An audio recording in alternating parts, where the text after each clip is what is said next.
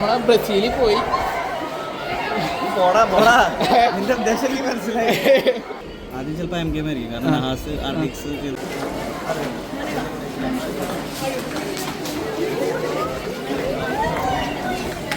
ഓർമ്മയുണ്ടോ?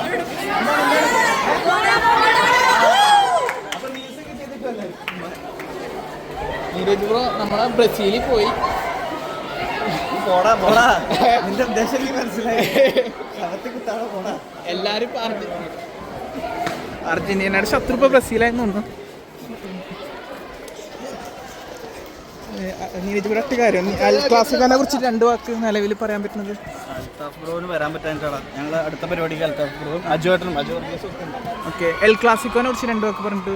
ഓ El Clasico എന്നാണ് പറഞ്ഞത്. എൽ ക്ലാസിക്കോനെ പറ്റി ഞാൻ കൂടുതൽ പറയാറായിട്ടില്ലടാ. എനിക്കിപ്പോൾ പറയാൻ പറ്റിയൊരു നമുക്ക് തല്ലുമാല പോലെ എത്ര ഫൈറ്റ് എത്ര പാട്ട് അത് റിവീൽ ചെയ്യാനുള്ള കുറേ ഫൈറ്റ് പരിപാടികളൊക്കെ ഉണ്ടെന്ന് അറിഞ്ഞ്. അതൊരു ഫൈറ്റ് പടമായിട്ട് നിങ്ങൾ വിചാരിക്കണ്ട. അങ്ങനെ ഫൈറ്റ് മാത്രമുള്ള ഒരു പടമല്ല, കളർഫുൾ പരിപാടിയാണ്. ഞാൻ മുന്നേ പറഞ്ഞില്ലേ, ഫൈറ്റും പാട്ടും ഫുട്ബോളും എല്ലാം ഉണ്ട്. ഫാമിലി ഒക്കെ ഉള്ള പടമാണ്. ഞാൻ അതിൻ്റെ ഒരു ഭാഗം മാത്രമാണ്. ടൊവിനോട് കാണുമ്പോൾ ചോദിച്ചാണ് ആരോട്?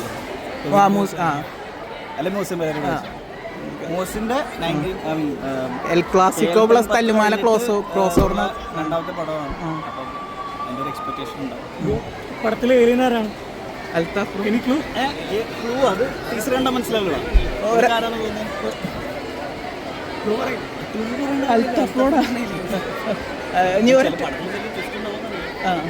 ഒരൊറ്റ ചോദ്യം കൂടി ചോദിക്കട്ടെ. അതായത് ഇല്ലേ, ഡോറച്ച് ചോദിച്ചു കുഴപ്പമില്ല.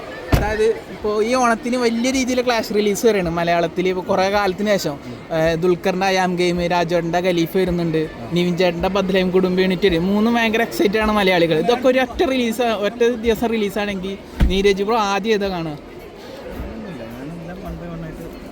ആദ്യം കാണുന്ന എന്തെങ്കിലും ഒരു പടം കാണുമല്ലോ. യാം ഗെയിം, ഖലീഫ, ബദ്ലൈം കുടുംബ യൂണിറ്റ്. ആദ്യം ചിലപ്പോൾ എം ഗെയിം ആയിരിക്കും, കാരണം നഹാസ് ആർഡിക്സ് ആണ്. പിന്നെ ഡീപ്പിൻ്റെ പടമാണ്. വേൾഡ് കപ്പിനെ കുറിച്ചിട്ട് 2 വാക്ക് എന്തെങ്കിലും പറഞ്ഞോ? മതി, അവസാനിപ്പിക്കാൻ. താങ്ക്സ്. ഓക്കെ, ഞാൻ അടുത്ത പരിപാടി കാണാം. ഹാപ്പി അല്ലേ?